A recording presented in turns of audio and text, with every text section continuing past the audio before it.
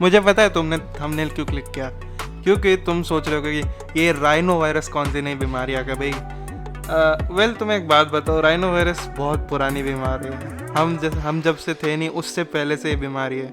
This virus is nothing but, बता देता हूँ चलो भाई, क्यों सस्पेंस रख। राइनो वायरस को कॉमन नाम में बोलते हैं कॉमन कोल्ड या सर्दी जुकाम, वही उसको ये राइनो वायरस का दर्जा दिया जाता है।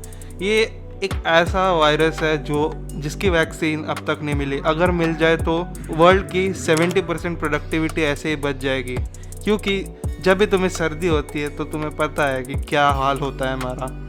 हमारा हाल इतना ख़राब हो जाता है कि नाक बंद पड़ जाता है, सर बंद पड़ जाता है और साथ में कान तो बंद पड़ ही जाते हैं, कम सुनाई देता है और साथ में स्मेल जाती है, खाने में मज़ा नहीं आता और वैसे छोटी मोटी तकलीफ़ें होती रहती है। पर इसका सबसे बड़ा इफ़ेक्ट पड़ता है हमारी प्रोडक्टिविटी पर। हमारी प्रोडक्टिविटी इससे बहुत हद तक लो हो जाती है, क्योंकि देखो अगर तुम्हें सर्दी होगी तो तुम्हारा दिमाग काम नहीं करेगा।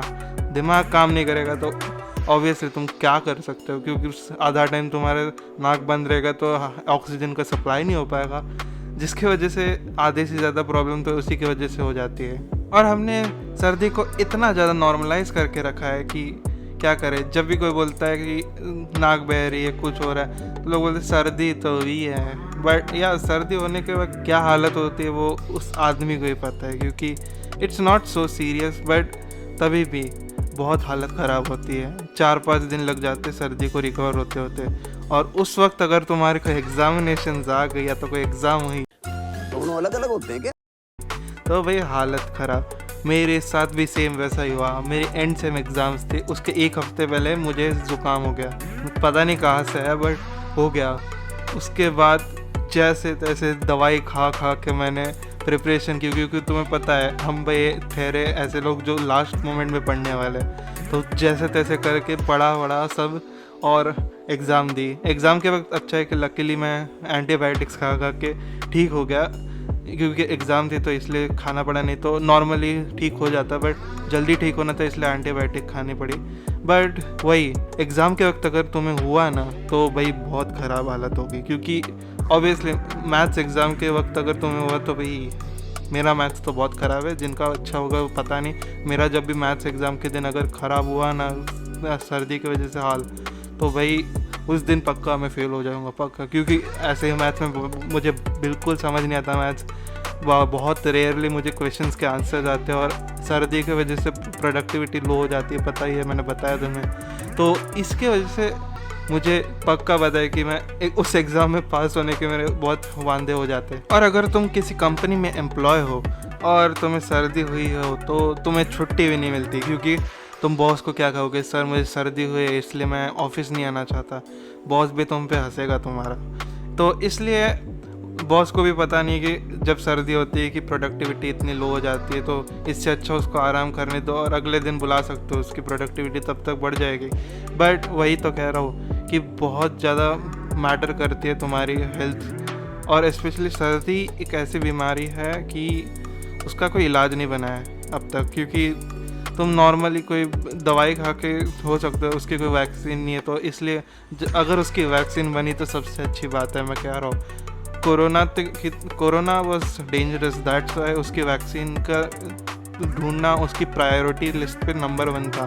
तो इसलिए अगर इसकी भी वैक्सीन मिल जाए तो ऐसे बात बताओ कि इसकी वैक्सीन की खोज 1950s से चल रही है, बट अब तक इसकी वैक्सीन नहीं मिली। तो सोच सकते हो वैक्सीन बनाने में कितना टाइम लगता है। और हाँ, कोविड की वैक्सीन लेना मत भूलना।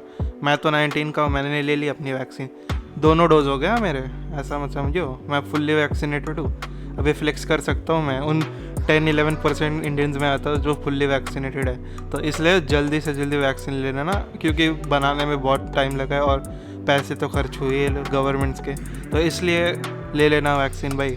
नहीं ली ना, लेके जाऊंगा और वैक्सीन लगवा के आऊँगा।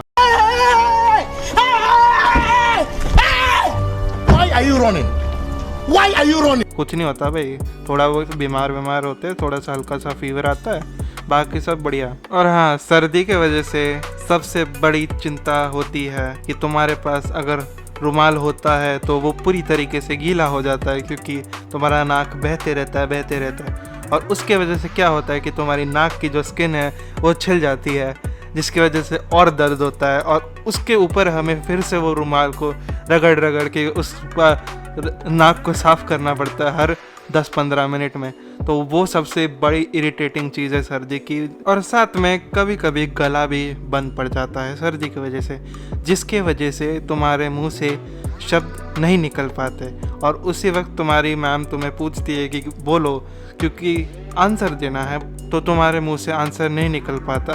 अगर तुम्हें पता भी हो तभी भी नहीं निकल पाएगा, क्योंकि तुम्हें बोलने में तकलीफ़ होगी, क्योंकि तुम्हारा गला इतना दुखेगा कि या तो दुखेगा या तो बिल्कुल आवाज़ ही नहीं निकलेगी, दोनों में से एक चीज़ हो सकती है।